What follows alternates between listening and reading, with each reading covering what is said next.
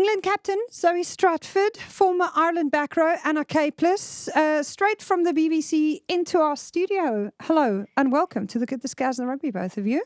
Hello. I love that we also all got the memo to wear pink. We are completely in pink today. Loads of lovely fashion choices, which we'll get into. 77,120 people at Allianz Stadium. The headline, what a day. And this is the jumpsuit you didn't wear, Anna Caplice. Yeah, I asked you last week, do you think it'd be okay to wear this? And I asked you about the jumpsuit, but no, I decided to go with the brown.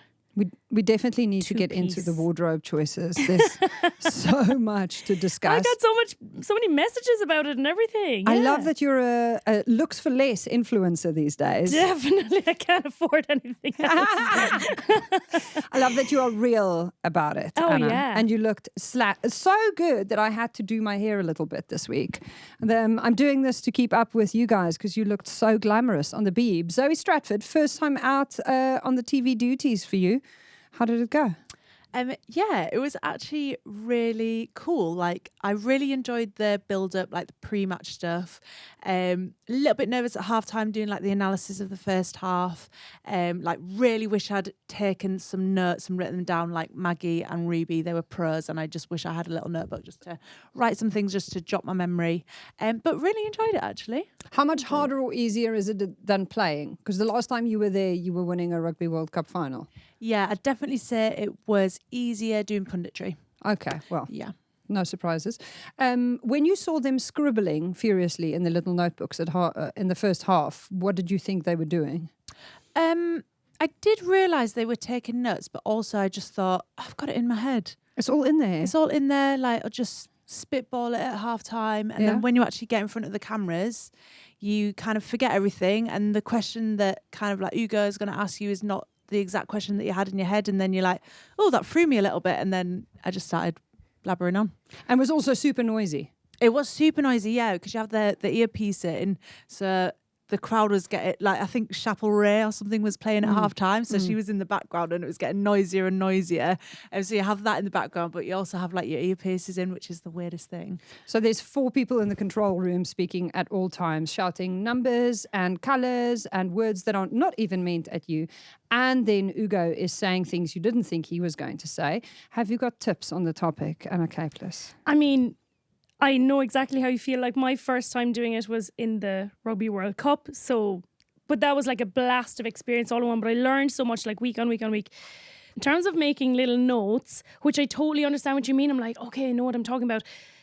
I've gone through different ways of doing it, because sometimes you could make loads of notes and then you look down at the sheet and you can't find the point that you want, or you can't remember exactly. So how I prepare like some of my like tidbits for talking about, especially as co-commentator, you need like stories and stuff about the players and things like that. I actually make a little bingo card, because I found that in the beginning I was writing stuff like this and then I couldn't find it like on the list. So I find it easier to glance over like bingo card like this and then exit off as I get to talk about it. And then I leave some of them empty so I can add stuff in. And then I leave like little notes for myself, like, like, good job, keep going, and things like that, so that I can like just remember that, okay, you're doing a good job, and like to enjoy it as well and stay grounded as well. So even things like that. So, but even when you have the notes, like, I found the more notes I had, I mightn't even look at them, but I would feel so much more at ease with anything I was saying, even if I was using the notes or not. So just prep. It's like coming with all your prep. So writing those things down, even from the first half, even if you don't need to look at it, it'll come back to you a bit easier, I think. So more experience, that's all. The elephant in the room, of course, is our little friend. Our little friend went down the Mosif with a knee injury. She played another 5 minutes after strapping it, which, can someone please make it make sense? Why would you do that? I just think you have so much adrenaline, and she'd just come onto the pitch, and I think like you find it hard to accept, and especially Mer, I think she would have found it like hard to accept, like, and wanted to try and carry on and play on it. And then you kind of come to the realization once you get up, because after that initial pain, sometimes it just goes away, and then you get up and you're like, oh, I can do this. And then you actually try and do like a side step or something like that, and you actually like No. Because there are some parts of some joints that if you just get up and you kind of move around in it, you're like, oh, actually it's okay, until you have to either accelerate or twist or turn, and then So she would have been like, oh, actually, with the physios, like, I think it's okay. And then when you actually go through more movement, it was obvious that it wasn't okay, which is just, then... Seen it, I saw it live as well, and it looked not too good. Trapped, But yeah, I was happy when I saw her like sit up quite all right, because usually when you're severely in pain, you just stay lie down. So when she like sat up, I was like, could be okay. And then she obviously got up, and I saw her at the side of the scrum, and she was like really shaking it, and I was like, not sure. Oh, no. But yeah, bless her. At the time of recording, we don't have the full detail back yet. We just know she's out for the rest of the championship, along with Morwenna telling. And she said it could have been a lot worse. Should know more soon, hopefully. We are crossing everything for her for recovery ahead of schedule. But I loved her initial response being that rehab's getting it. Yeah. So the rehab team has just gained a phenomenal cheerleader. Loved the way our Megan led on the weekend. It was a bit like Megan times 1.5 speed. Got her a 0% refreshment afterwards at the patch. Well earned. Well earned. Yes. But she still looked very... I really expected her to turn up to that after party at the patch just being absolutely wiped because of the way that I saw her like absolutely scuttling about like crazy, and the level of intensity that you saw from her and her engagement with everyone. I thought, oh my gosh, she's going to be absolutely broken. But she turned up to the patch and she was on that stage and she was karaokeing with the best of them. But she feeds off it, doesn't she? Yes. And I love to see that because, we spoke about she's obviously, stepping into a role in your absence, and this whole... I just love to see someone like Meg Jones, she's the dancer and the cowboy and dancing on the field like that. They're, that someone like that is being asked to be captain as well, and the way she... just kept that as she came onto the field. It just goes to show that she's really been reassured that, yes, exactly like you were saying, Zoe, like why you've been selected is just because you're yourself. And she just kind of has magnified in it like you've just been talking about. So then when she's going down like afterwards to meet people, she feeds off that energy. It like she gives it to get it back again. So I think she could keep going. She could have kept going. Like I wonder how long did she keep going after you won the World Cup? Who was the last to go to sleep? She was not Meg actually. Oh, definitely not Meg. Oh, okay. I think she was quite early to go to bed. But I waved her off. I remember. Yes, it's coming back to me now. Well, it was you, wasn't it? Yeah. To be fair, on a night out, Meg does go from 0 to 100 and back down as quickly. Yeah, fair enough. Plummets. But yeah, I think that's a great thing about Meg and her being a leader. She can bring an energy into a room that's tired, that needs lifting up, and I think that is a massive quality of hers, that she can just switch it on when she feels like she needs to, and be that big ball of what everyone needs. Yeah. There was Magic Meg merch on sale at the Cabbage patch, and Stu from the patch has branded the entire patch. It looks like Meg owns the patch now. Like her face is in all of the street-facing windows. There is a poster with her face on the side of the building, and there is not a poster inside that doesn't feature either Meg or Meg and Joey or a Meg slogan or one of the things that is part of the Magic Meg clothing range. So the whole place looks like the Magic Meg Cabbage patch, which I absolutely love because I'm sure she didn't pay for it. But the thing that I was saying to someone earlier today is, imagine in the men's game, any international captain at the end of a Six Nations match going down to the nearest pub that's packed full of fans, karaokeing to Gala with a drag queen on the stage, and then their mate from the opposition, Ruby Tui, on the decks behind them on the mic, hyping up the crowd, being the hype master for Meg on the stage. That is unthinkable. It is unthinkable, especially when Twickenham was almost at capacity. Yes. So I think these were the luxuries that we enjoyed when the fan base was smaller. So it was easier to go out and, you wouldn't be like swarmed. And now it's getting so big. So you were saying it took you so long to get back around to the other side of the game, of the stadium after the game. So these are the things now that we're going to have to like be aware of, that it's getting bigger. And when you say, sure, I'll see you at the game, actually, that's really, really hard now. Yeah, because you and I didn't see each other. No, we didn't. And there's loads of people on my list that I didn't get to see. But we're just going to have to accept that now if this new high attendance is going to be the norm. But to keep something like you're talking about there about Meg, we have to keep that in the women's game. We just have to. But then you've got all these other parties going on in all these different like pubs that were all around, and just so many people who really understand the game and the women's game and where it's come from and where they want it to go. We have to keep that special kind of bond between the players, the fans, everyone that's involved. Like Magic I was going to say Magic Mike. Magic Meg. Magic Very Meg's close. show. Yeah. I mean, she kept her clothes on, but the rest of it's still there. The moves are spot Fine. on. Yeah. Loved Gotta it. keep it. Yeah. And also Celia with the corset to end all corsets classic, always serving looks. Fab. Yeah. It's so cool. Is that the one she had at the World Cup? I don't know if it's the same one, but she just like, I don't know, does she have a whole range of them? It was outrageous again. It wasn't even corset weather. I mean, I was wearing the thickest jacket. I looked like the Michelin man. But I was like, you absolutely serve it. I love it. It was brilliant. The GSR live show, I'd just like to say thank you so much to everyone who came through for our pre-match party at the Cabbage Patch. We sold 140 tickets, and one of the people in the crowd that came through to our live show was 85-year-old Maureen. Hi, Maureen. Maureen is Miss Christy Bell always comes to all of our live shows. She's like an extended member of the family. In fact, she crochets us gifts. So she crocheted me a little green and gold kitty kit. Oh. And she crocheted KDM a little Sharky as well, which I'm still carrying with me. I'll give it to KDM when I see her.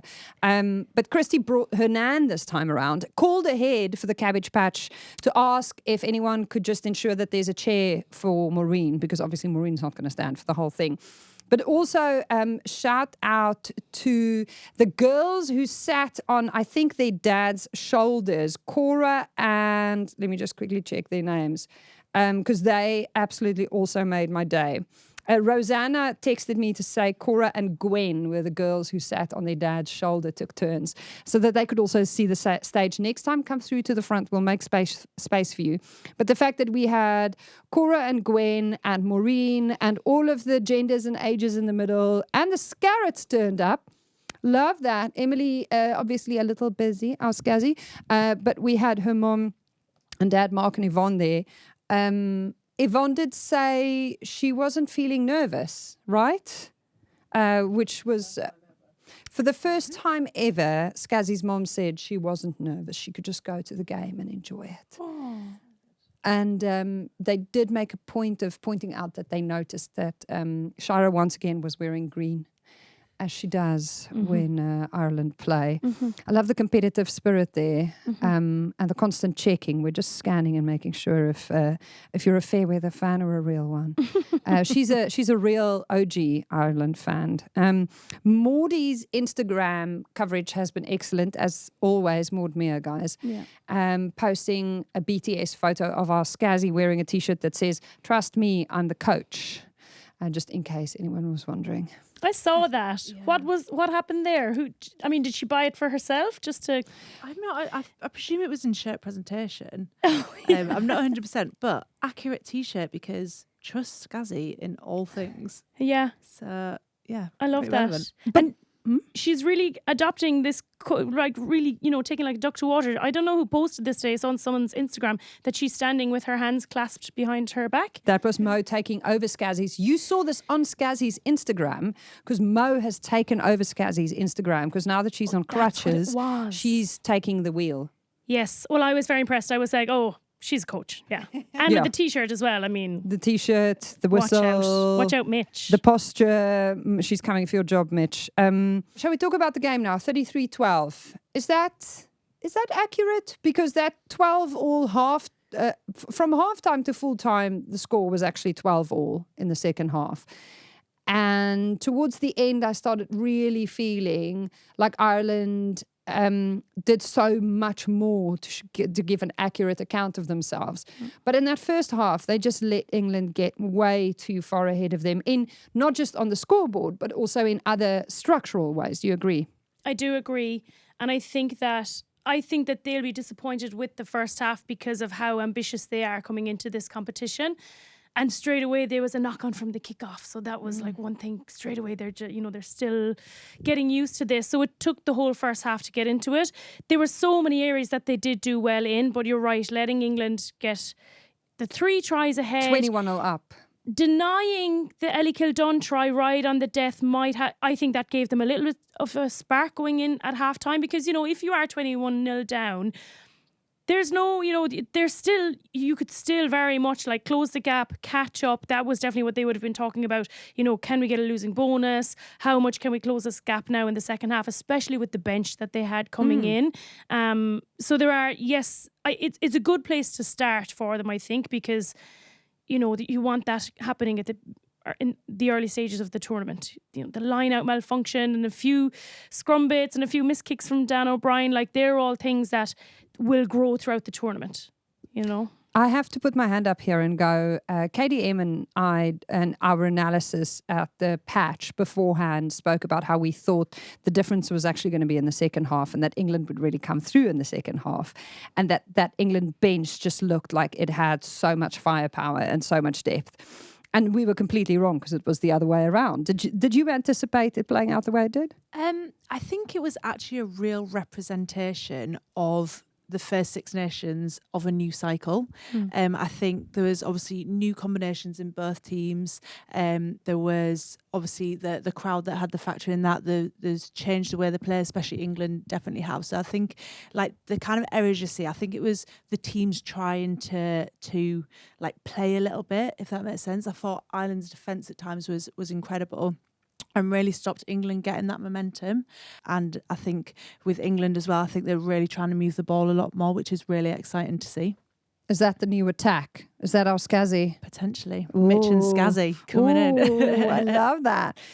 Those Ireland turnovers, though, 10 of them. I think the interesting point that you lifted out on the BBC pod, Anna, was the tackle stats, the missed tackle stats, down from 34 in 2025 to 21 in 2026. In general, I thought their defensive line was really good. Their spacing, confidence, communication. Like if I know for sure that Zoe's got my inside, I can push really hard and really confidently make that tackle. So because I know that Zoe's there. So even if they do step back in, so it's little things like that. So it comes with time together, time in the professional program, and then belief as well. So it's a combination of so many things that those stats just come down and look better year on year.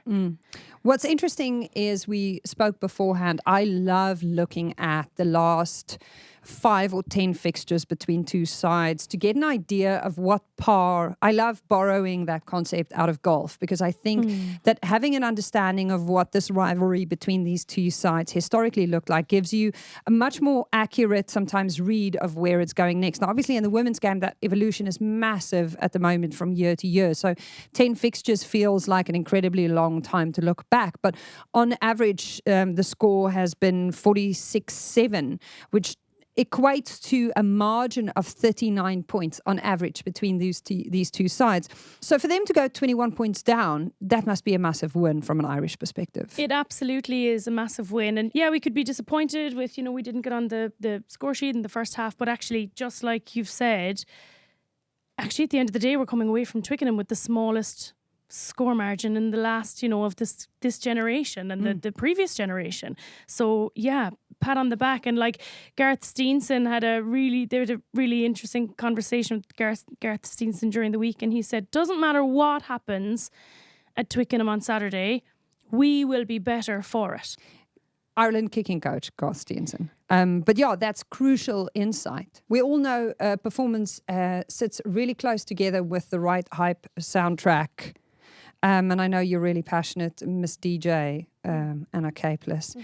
Did you see the battle that's been going on, and you're laughing already, Clea Maloney and Claudia?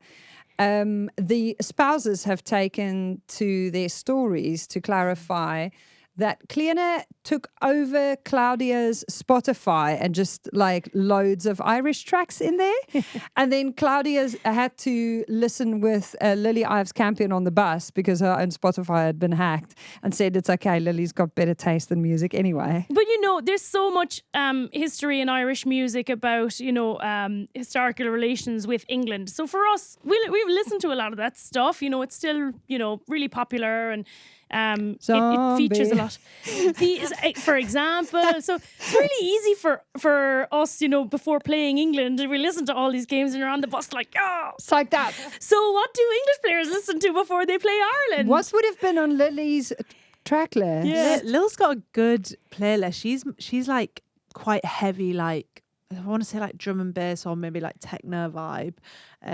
So yeah, probably like a little EDM girly, little drum and bass. Yeah. Yeah. I can't even think of any artists of that, but yeah, probably not really to do with Ireland, but more girly hip hop. I don't know. To be fair, that has its place as Johnny well. XCX. I don't know. Oh yeah, like before pre-match, I love like the Venga Boys.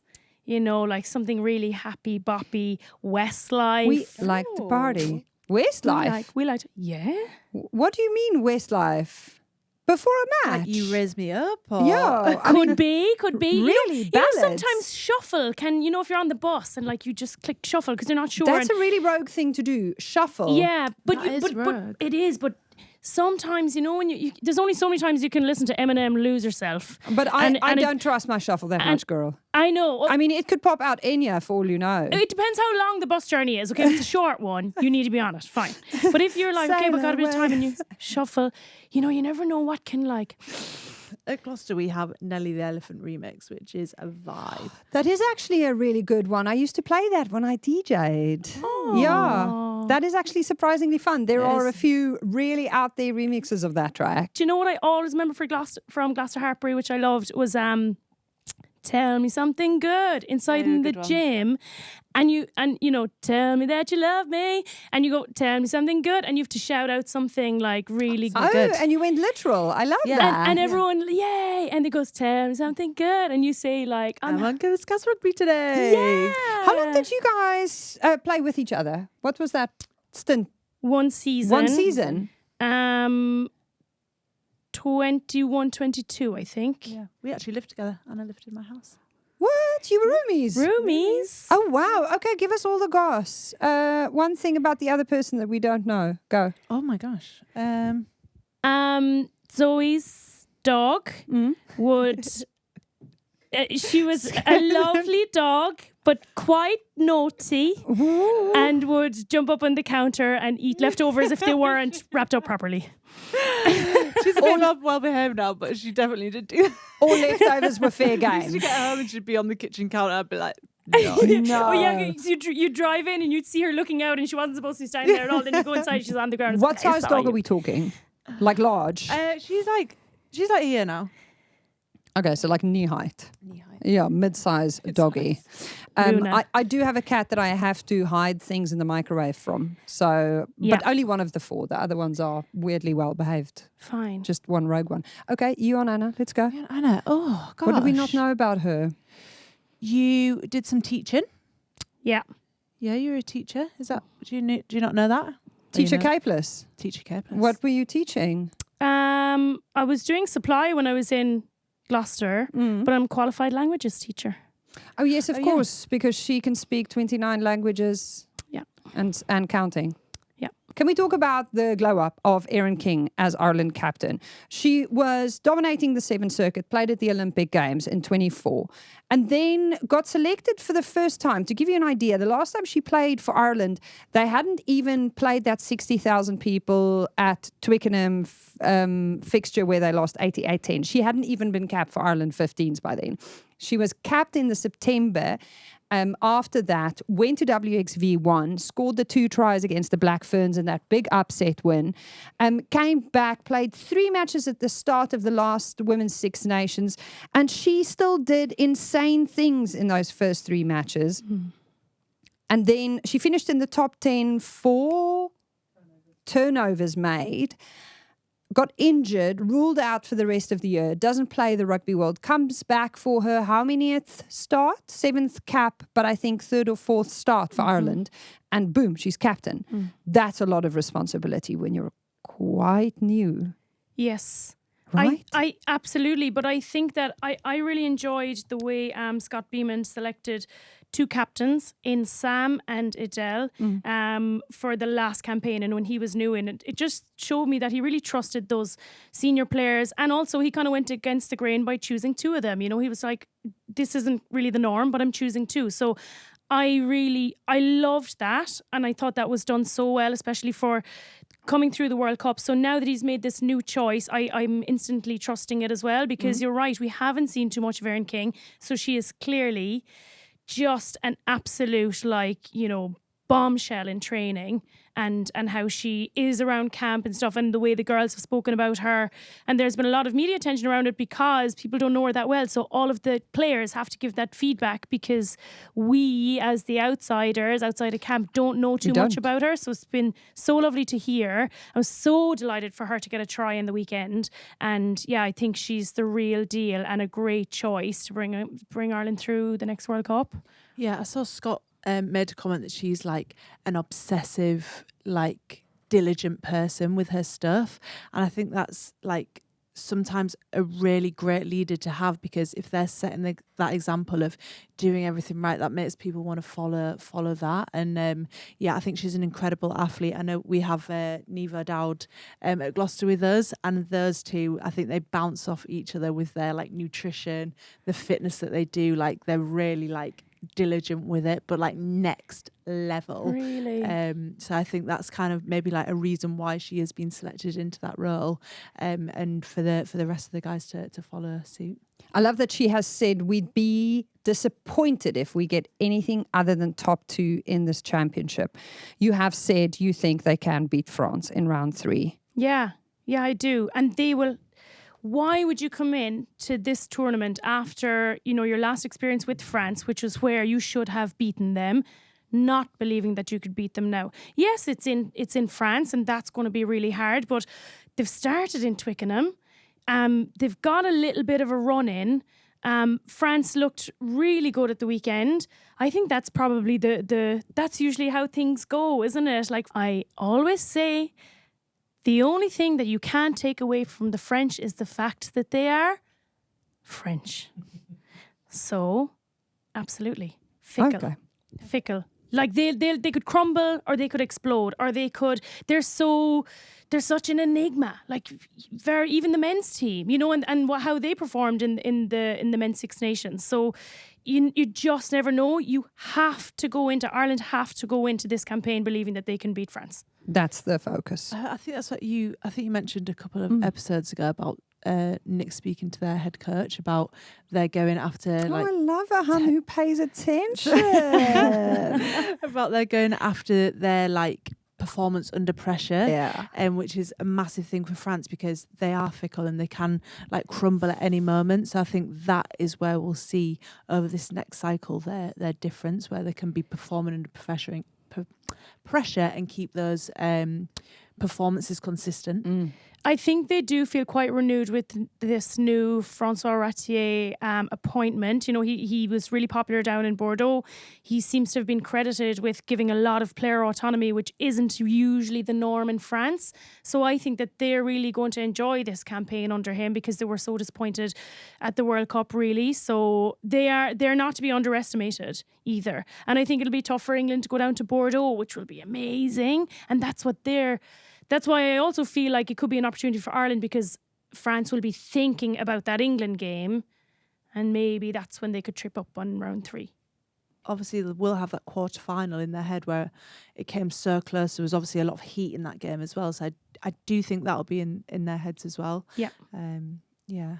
Now, England are chasing a 5th consecutive Grand Slam and 8th straight Women's Six Nations title. Nothing major. We need to have a conversation about the second row, though. World Rugby Player of the Year, hybrid second row, back rower in our midst here.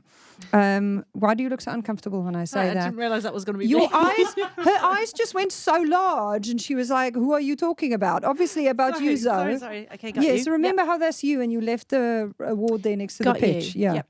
So we were talking. That's a whole other story. The second row exodus with all of you basically deciding that it's time to have a baby, and then Morwenna telling, unfortunately, going off injured this weekend. Now John Mitchell must be looking at his stocks in that second row and go, gosh, we're a little light on locks because the cover is thin on the ground. Rosie's not available. Abby Ward, not available. You, not available. Morwenna, not available. Who have I missed? Is that all of them?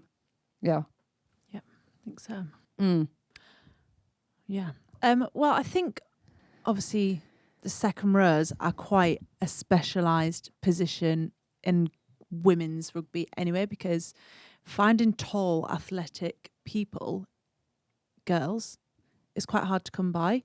So I think across the PWR, you kind of lack in those positions. So you do see a lot of the crossover back rows coming into second rows. But it is obviously such a specialised position. Obviously, the calling of the line out is a massive, massive thing that Lily Ives Campion, she's taken that over. She's been incredible like the last couple of years, directing the non-playing reserve girls and preparing those, and now stepping into the only pretty much caller of the Red Roses, which is a very difficult thing to do. But I think this weekend, I think there was one line out that we didn't get, which is such an incredible thing. Obviously, she's never called for England before. So to step into that role, there's so many intricacies in a line out. The amount of detail and planning that goes in the week before that is incredible. I don't even think people think about it too much, and they just kind of see the line out on the side of the pitch that someone gets flung up in the air and then gets past the ball to the 9. But it's honestly one of the most intricate skills in rugby to do. There's so many different sequences that you have to remember. Like we speak about it to the backs, and they're like mind blown at like how many movements there are in a line out, different setups, amount of numbers. It changes when you go up the pitch, so you have different numbers depending on what you're trying to aim for in the game, but also the runners that you have off of the line out, who's going to do that role, and yeah, it's a very intricate part of the game. I feel like we need to really get stuck into this. In South Africa, we are obsessed with the line out, but I think we're also blessed with tons of tall timber. And unfortunately, I'm one of those people over 175 who like just salmons with the best of them and would be absolutely useless.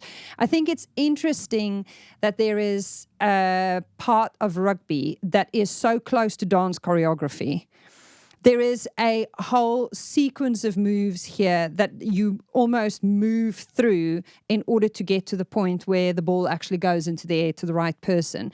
That to the untrained eye, as you say, might go completely missing. So for someone who's just in the last 6 months pulled up, and this really did happen on Saturday, Shara and I were walking down from the train to Twickenham, to Allianz Stadium, and 2 guys were walking behind us and said, Elma, do you know how many people were on the train that had never been to a rugby match before? There were girls sitting next to us saying they'd only ever gone to women's football and they've bought a ticket to come to the rugby.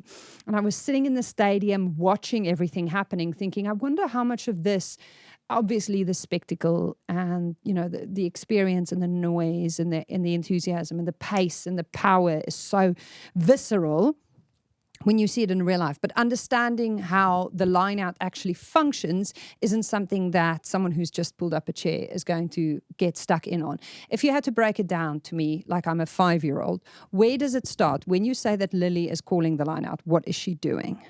Okay, so at the start of the week, there'll be a line out meeting. You will plan like everything that you want to do on that weekend in the line out.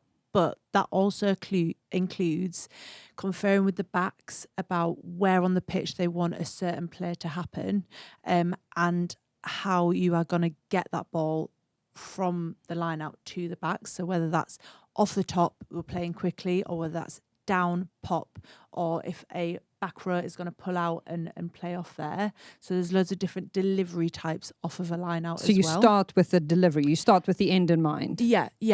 So if you're if you're going to exit off a line out, you might want a really quick ball so you can get it to the forwards that are out so they can create some momentum. But as you see, when especially the Red Roses, when we get near our line, it'll probably be a maul, because that's one of our specialities. But also trying to come up with different players around that maul. Maybe it'll be a pull-out maul. So the +1, who is the person who hits the ball first, who'll get the ball initially, they can pull out and do some sort of dummy play around the back or the front of the line out. We call it usually a back peel or a front peel. It's a bit like a magic trick. A bit you like think a I magic have the trick. ball, but actually someone else has the ball now, and here I am distracting you. Yeah. So that's kind of what will get planned on Monday. So it's really important that Lil will be speaking to her 9s, her 10s to come up with those plays down the pitch. But also, she is the coordinator for the whole line out. The whole line out only works if everybody is on the same page, if everyone knows the calls, the correct movements, the correct dummies, and doing it off the triggers and the timing is absolutely crucial.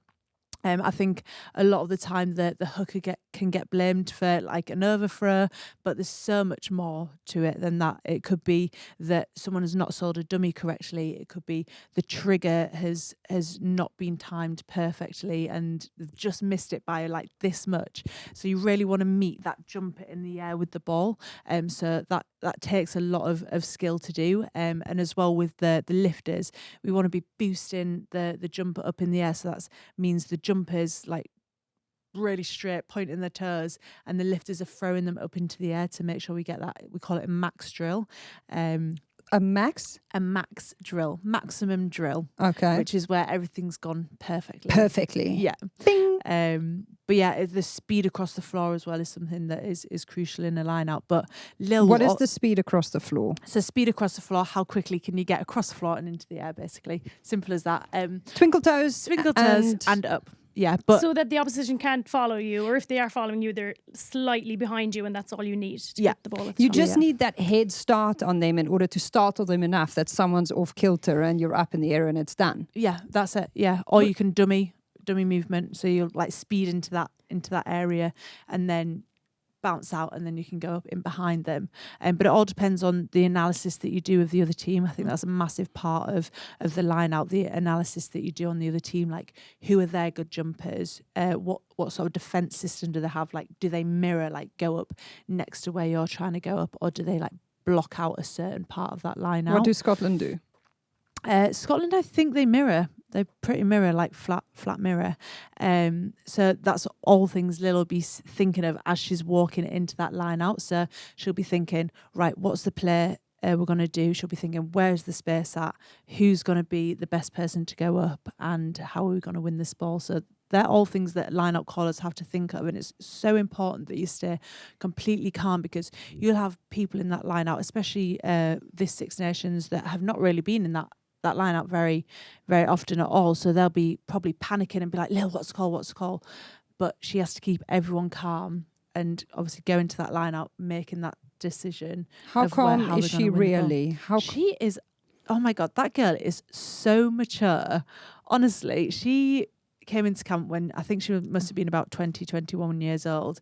And she has got one of the most mature heads in our squad. Like, honestly, she is so diligent with her stuff, but she's also always looking at like analysis, how to improve, how to control a group of forwards. Like, she is a really screwed on girl. And how many calls are we talking? We can talk up to like 30 to 40 to 50 calls. 50. 50. 50. Yeah. And what can then become really difficult is that, especially players coming in off the bench, depending on injuries or how you might come into a different position every time. So you might have learned a call in a certain position. It's not enough. You have to learn what everyone's role is in all. So it's not just 50 calls, it's 50 times 4 times 3. So, and it'll change in the different areas of the park. And so it's not, you don't just have your one dance move. It's not like I just learn mine. I have to learn Zoe's as well. I have to learn yours as well. So it's it's massive detail. And like, I know the forwards always give the backs like grief, like, oh, we do all the work and you're just out picking daisies. But you know what they do in France, and I don't know if you've done something similar, but I suppose this is before the full-time professional era, but they used to have forwards camps only. So the backs weren't even invited, just the forwards all together for the whole weekend. But it makes sense, doesn't it? Just to nose out on the line-out. Just to nose out without the pressure of, we only have an hour and a half because the backs only have an hour and a half. So, you know, and the backs are all like, oh, can they hurry on? And we're all there like, oh my God, now I've got to repeat this. So and sometimes, what's the turnover of the calls? Like, how often are they all new? Like, what are we talking? 3 new ones every 6 nations? Or what are we doing? You can change them week by week. So you try and have like a call-in system that you can just like dip in and out of. So you like have like massive Big like, long menu system, and then... and you'll take parts of that. But every team does different things. So yeah, but everyone will have a different call-in system, but they'll like take things from... Without giving too much detail of the line out, they'll take movements and put it in for the week. And if I'm Claudia McDonald and I'm shifting from wing to scrum off unexpectedly late in a match and they're going up for a line out and I'm like, how tricky is that? She should be okay because we have like calls like off the line out, so she'll just have to know if it's going to be off the top or a down and pop. So she should be okay. It's just kind of where we're going to win it in the line out. She'll probably be like this a little bit. Yeah. And how hard is it to move from being a loose forward into the second row? Were you ever called on to get up in the row? Oh yeah, Anna this Caplice. always happens. So I think that most young forwards or even backs, like loads of young players that play really well, you know, at underage and development level, they all go into the back row because the back row gets on the ball so quickly and the back row is around the middle of the park, and usually players will have so much experience in back row. So you get a lot of back rows called into camp and not as many specialist second rows who fit the profile and everything. There's always this moment where you're just standing around scrum and there's maybe one scrum set up on this side and then you're short a second row on this side because you don't have enough. And the back rows all look at each other and they're like, I'm not going in there. Like you do. And then whoever maybe is the tallest goes in there. But I have been shoved in there, yes, many times. I remember at the 2017 World Cup, I did that role. I just was shoved into the second row for a scrum session. And my head afterwards, because the front row were it was really, really good scrum session. I was like, afterwards, like trying to eat my dinner, like, because my jaw had been squeezed so tight. You probably have to go through that all the time.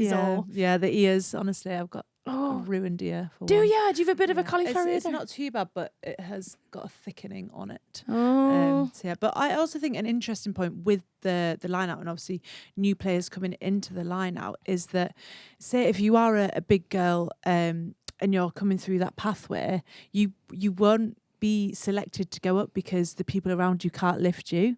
So then when you come into the professional or an adult setting, you get thrown in and you've never done it before, even though that's probably going to be your main role. And that's a specific skill set. It's a very specific. So like for the example, like Alla, she has probably only started going up since she's been coming into camp, but she's obviously down as a second row. So she's learning that new skill and evolving her game, which is something that she probably hasn't done because people growing up in the under 20s, whatever, are not strong enough to lift the big girls who need to get up in the air. Yeah. And how big is that shift if you are changing it week from week? If you're 6 this week, but you're in the row next week? Well, obviously 6s still go up in the line out. And obviously the numbers change. So you can have a 4-man line out, 5-man line out, 6-man line out, 7-man line out. So you kind of, like any forward can be put into that line out, and it's quite like good if you can be a bit of both. Like if you're a hard ball carrier, but you can also still go up. That's a massive positive. I also think that the role of the women's line out doesn't need to be how we do the line out doesn't need to be the same as the men's. So like I remember asking a coach of mine years ago, and I was struggling to lift bigger player, and I just wasn't strong enough. And she was bigger than me, and I was like struggling. And I asked, like, can she not lift me? Because I know I'm smaller, so I'm not the ideal, person, in terms of like second row profile or jumper profile. But she as a lifter now is very tall. So what's the difference with me and her like this, or her with me like this? Yeah. Because in the men's all game, evens out to the same thing. It does. And actually she'd be able to get me up faster. So that is one thing that we've been able to change, I think, in the women's game. But it's because of that point you're talking about as well.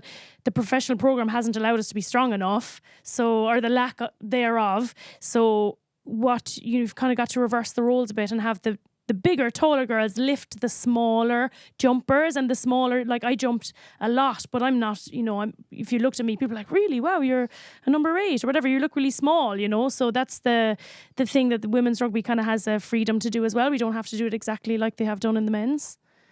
Break the mould a little bit. We're always doing that in women's rugby. I was going to say, let's make it up as we go along. Yeah. Speaking of breaking the mould, Wales really brought it to Scotland with this new defensive structure of theirs. They were on fire. The intensity and the double tackles in that first half really felt like we saw something from Wales, and a sense of that it gave them real momentum. Like I really felt like their posture just felt a little bit different. I don't know if I just imagined that.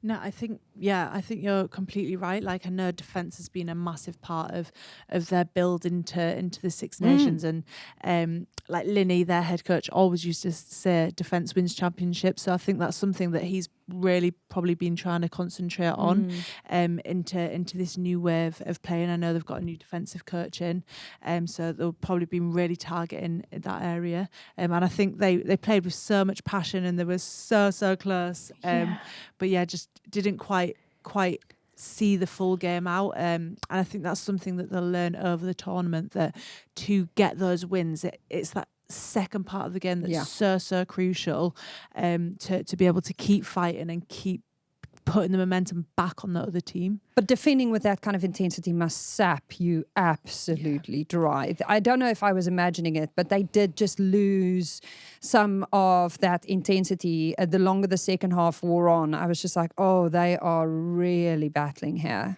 It can be so enjoyable, those stints of defence where everyone's making it. I've played against Wales where they have just been, they've again kind of fed from the energy from the big defensive moves, and then you win it back. A little bit like that Ireland set where they soaked up, and then they kind of won back the ball. Like you can really feed off great defence, but it's not sustainable. You're right. It really, really takes it out of you. But I think I know they must have been gutted at the end because they were so close. But I'm really excited for them, and I think they should be really happy, and Linny should be really proud, because there's, all they've been through over the last couple of seasons, and like this coming into the World Cup, like, oh, we're still just this work in progress. Now it's time, and I think they should be very happy with like how close they pushed, and like with the crowd and the Principality as well, gave them an awful lot to shout about. So I think they should be really proud of that performance. But this is also a historic battle where they've finished within, I think we counted before we went up to Scotland last year or the year before, that they had historically over 10 matches had 1 point separating these two teams. And so a 5-point margin actually between Scotland and Wales in the Women's Six Nations is roomy, but it's within a score.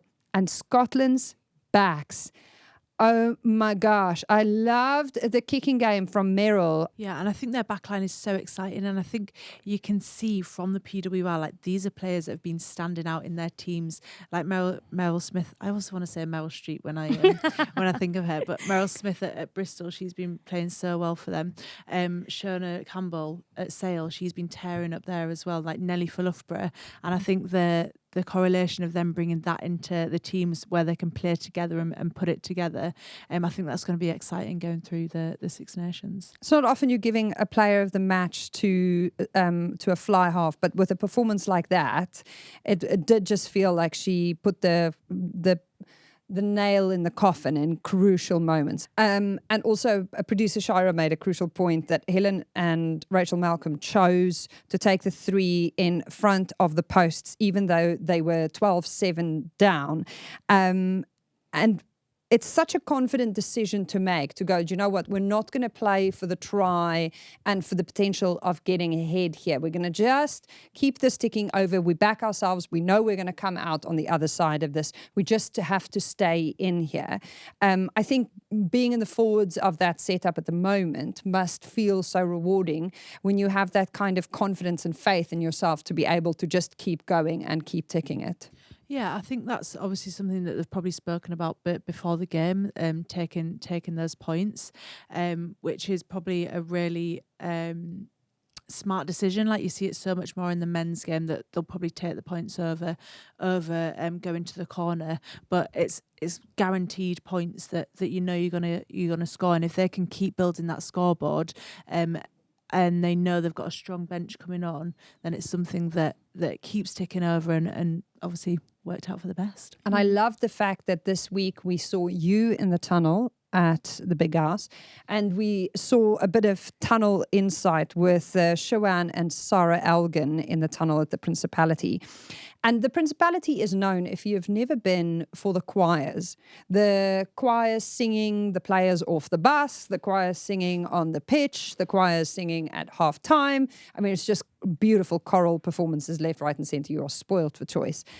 This time around, the singing that made the headlines, though, was the Scottish girls, because you could see them and Wales come out as Siobhan and Sarah were talking. And then the next thing, you realise someone's singing, and it's Rachel Malcolm leading the Scottish girls in singing, is it Home? And even Siobhan and Sarah kind of looked a little bewildered and looked over their shoulders and went, wow, look at the Scottish girls here. I love that. How much singing in the tunnel do you usually come up against? I know Samoa did it at the World Cup, and they were in high spirit. They sang the whole game pretty much. Yeah, the South African girls loves a little song as well. Girls. Yeah, and I know the Black Ferns as well. They love a little sing in the tunnel.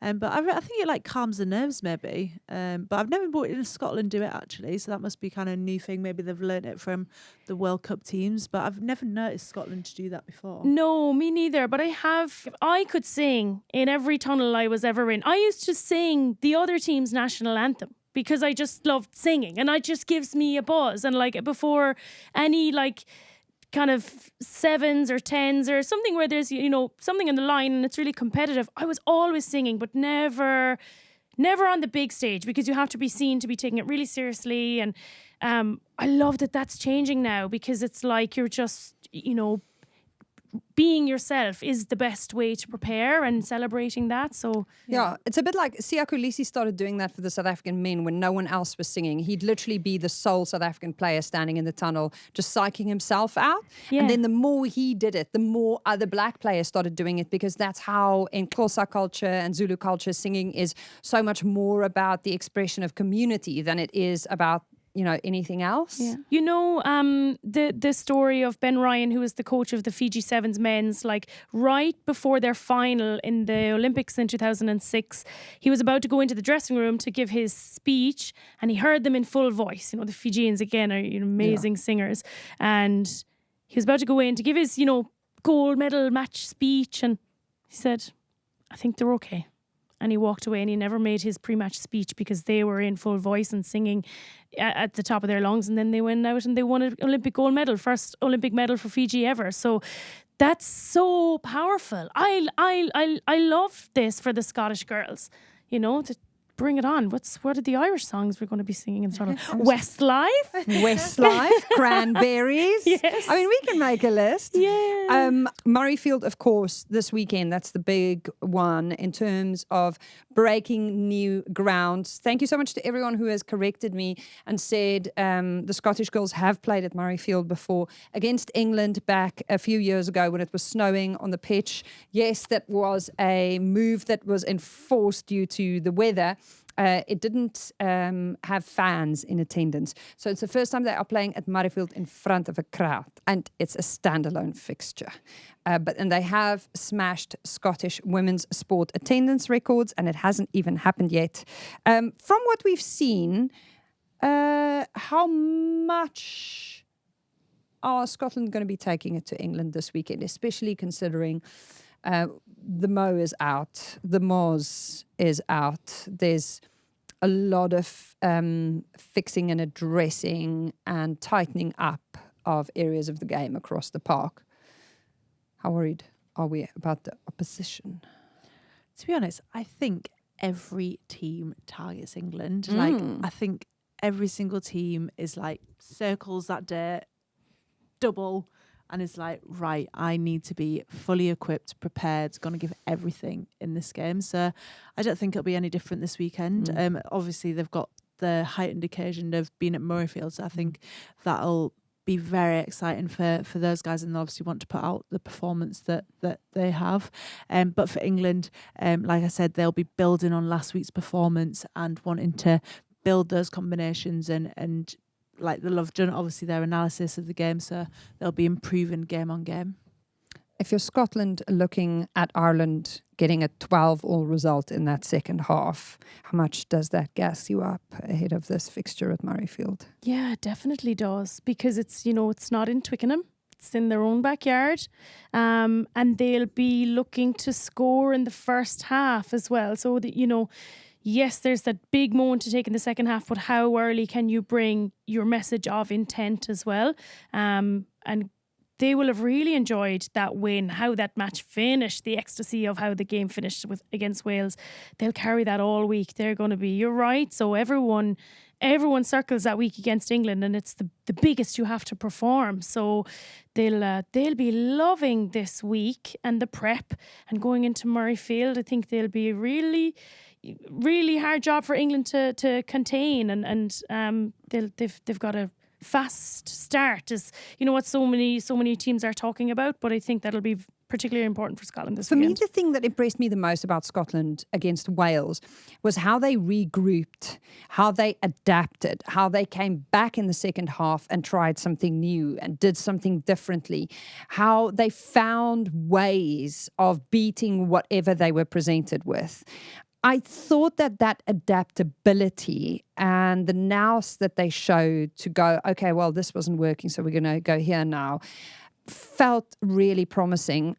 The question that a lot of Scottish fans will have outside of how good are we going to be against England would be, how close are we to beating France? Because that changes the complexion of your entire championship. If you can keep it close and lose to England by less than Ireland did, and you are the one who gets the result over France, that changes absolutely everything on the log, on the ladder. Yeah, it absolutely does. And I feel that, you know, in the last year since the World Cup, closing the gap has been the narrative for so long, and it might still be the narrative when you come up against England, closing the gap. But eventually that will turn to, okay, can we actually win this game? And I think that question is really starting to be asked around France.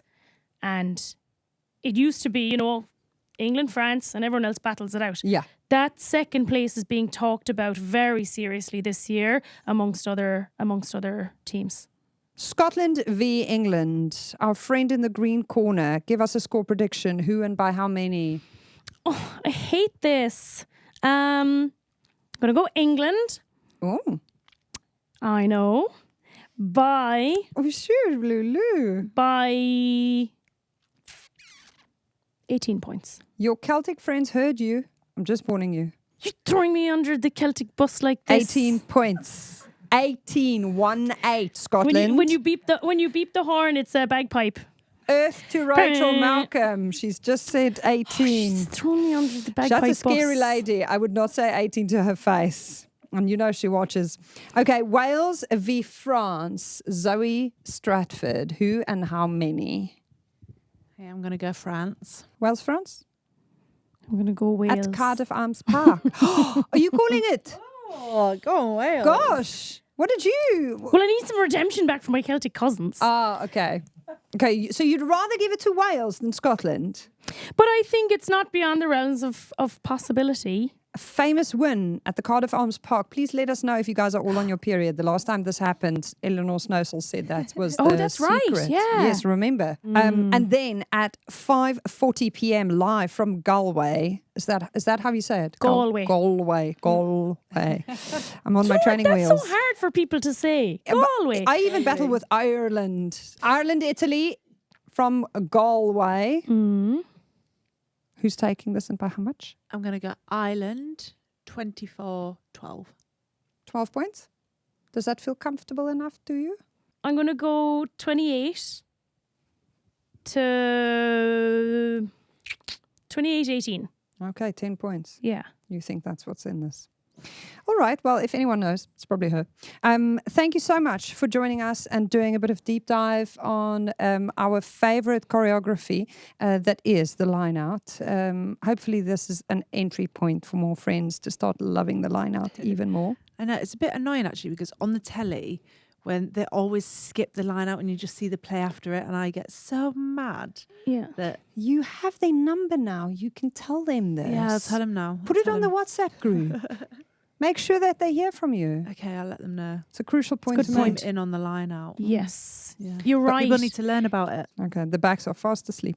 Make sure you send us all of your thoughts and your favorite line out ideas to info@goodscazrugby.com. Thank you so much to everyone who brought us gifts, including the very friendly gentleman who brought me a Blue Tits t-shirt, and Katie Daly McLean who brought me Kitty Get socks. These are not a requirement for anyone who comes to a live show. Thank you also so much. We got a beautiful gift and a letter from @See Her Play. She used to be a junior PWR reporter, saying she loves the show and listening to the pod shows her there's a job in sport for more people than you think.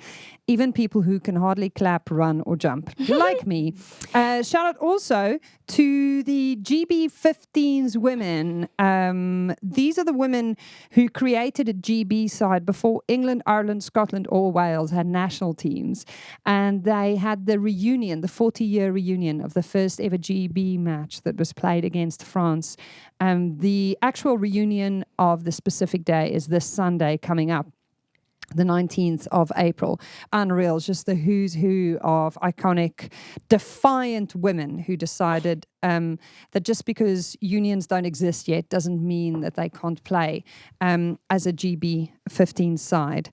And if you were wondering what a GB side's shirt would look like, it's that red and blue striped shirt behind me. And then if you were wondering what Karen Almond looked like, this is her hoisting the trophy.